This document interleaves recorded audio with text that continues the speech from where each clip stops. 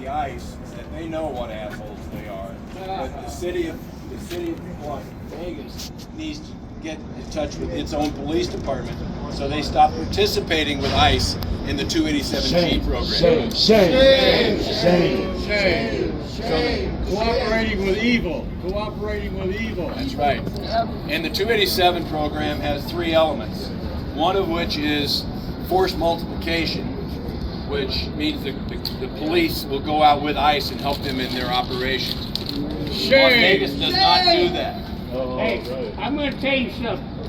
I was in jail about 6 weeks ago, 7 weeks ago. I broke my hip and I broke my leg. I fell off a wall in jail. I was in 20, block 20. I broke my dadgum leg. You know our country don't give a flying. I love our country. I love our flag. Our society sucks, and our government can kiss my motherfucking ass. Fuck these motherfuckers. Okay. But I did. As I was saying. I'm doing with this cane right now. I'm walking down the street, trying to do the best I can with what I got. I'm a goddamn Marine. I am a Marine. Hoorah! I spent 18 months in a dead-gum cave to make sure that y'all can still stay alive. We're all veterans too. All of them. Every one of them. We're always going to be up. So Las Vegas does not send their police out with ICE. That's good. That's good. But they have done this thing where in many cities, the ICE shows up at the courthouse, and when the judge releases somebody from an immigration hearing, the ICE is there to snatch them. What they've done now is that for those people who are caught for whatever reason and stuck in that prison there, that jailhouse, they now have sheriffs that are scouring that population for immigrants, that are scouring that population for immigrants, that are interviewing the people they identify as non-citizens, and then have the power to issue warrants and arrest them in jail for immigration violations. Shame. So that is the reason we're here today, is to tell the Metropolitan Police Department to cut that contract that pays those sheriffs salaries and trains them to do ICE's work in the jail. That ain't right. That ain't right. Did you want to say something? Yes, please. Let's hear from Karen. Yay. Okay, I'm Karen. I'm from Code Pink, Las Vegas, and I want to tell you how we just finished a year. It was like a couple days ago we had our first, a year ago, interest meeting and started a chapter of Code Pink for the first time in Las Vegas. Happy birthday! So we all were people who were going to protest for Palestine, but we were getting frustrated because we kept talking to, we tried to call. I called every day for a long time, and I saw my representative. I chased him and I talked to him at the Pride Parade, and I was like, hey, I want to talk about Palestine. He kept interrupting me. He wouldn't hear me, and you're just so frustrated. We were all just so frustrated, showing up, calling, and protesting, and feeling like nobody's listening. So that somebody got the wise idea to get involved with Code Pink because they are addressing the causes, and they're getting heard. We could see Medea Benjamin on Code Pink Alert. We're watching her videos like, wow, she's getting in the they're hearing her. Yeah. They're so creative. So that's why we started. Right now, everybody's really afraid and upset about the immigration situation. We're talking, we see, oh, there's a raid happening. Oh, this such a person, that, and they're showing up. We're trying. There's a group called Fifth Son that we're helping. They fundraise for undocumented people to help them with their legal fees because it's very expensive. Yes, it is. But it's also still very frustrating with the politicians because we had our mayor on a speech, press conference conference saying, I watched a video of her say, there's no ICE here. And they were asking her, the guy from DSA said, hey, can you promise us not to cooperate with ICE? And she's, oh, I can't do that. That's unfortunate about the immigrants, but no, I can't promise that. Oh, and there's no ICE here anyway. And so it's very frustrating, confusing, and we need somebody to be questioning, to be creative, to keep going. So I'm really glad that we have the help of cooking and cooperating with Veterans for Peace. It's been really exciting. And Code Pink notified the press. That's why we had cameras here. Thanks to Code Pink.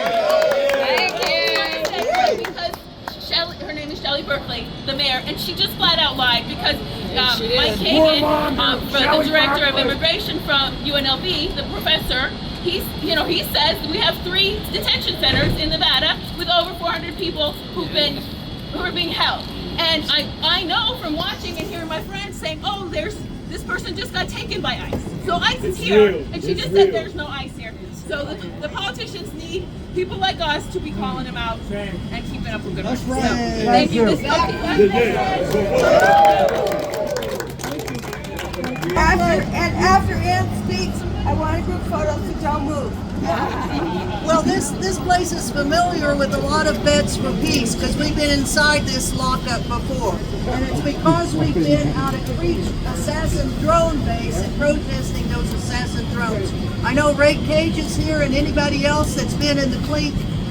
Come on over here because we know the inside of that thing pretty darn well. Come on over. Someone help me in there. So Vets for Peace has been active in Creech Drone Base along with Code Pink since 2010. Also, right behind us is the Clark County Courthouse. And that's where the very first trial that we ever had of people getting arrested at Creech Drone Base. And we had about 14 people that were arrested. At the time, former Attorney General Ramsey Clark was still alive and he came to testify about it. So this place right in here really has quite a long history with Vets for Peace. I'll also mention that after you get out of the Hooskow here, you walk right down to the Golden Nugget Casino, go to the Mexican restaurant, and sit there, and that's where all the ground team comes to pick you up. Usually they're already there because they've had a few margaritas. Thank you. All right. Thank you. What's your name? If we could, while he's talking, if people could gather in, and I have a request, I know everybody has a cell phone and everybody wants to get the shot, but it'll all go faster if everybody all stays in and I'll get one shot, and I promise it'll be on the VFP Instagram by the staff. Get everybody. Promises. Hey, just real quick, we gotta go. First of all, thank you everybody for getting up early this morning and coming out here. So I really appreciate that. Couldn't sleep, it was too cold. Yeah. So just 2 things that we witnessed here today. One is that we had a veteran who is unsheltered, who came amongst us, and we welcomed that person, right? And he felt at home with us. That's very important because I don't think that would necessarily happen with all groups of veterans, right? That's because we care about people. That's right. And we care about vets. All right. Right on. And his message, he gave us a message about how this country doesn't care about us. It sure did. And he's experiencing it at the most profound level. Right? So that's one of the reasons we're here. Because we need to make ourselves visible standing up for veterans. That's right. Right? But also, a black woman walked by who was unsheltered. She didn't cross the street, so she wasn't afraid of us, which is a good thing, right? But she just walked on by. As she was walking by, I noticed that was a police officer watching her. Watching her you saw that too? Yeah. Watching her very intently. You know, so I got out of the line and watched because I wanted to make sure that he didn't harass her. Right? Good. And then he was talking to somebody saying that she's crazy. Wow.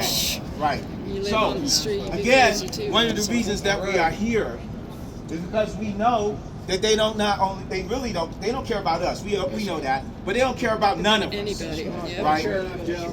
Healthcare. Yes, that's right. Healthcare, not jail.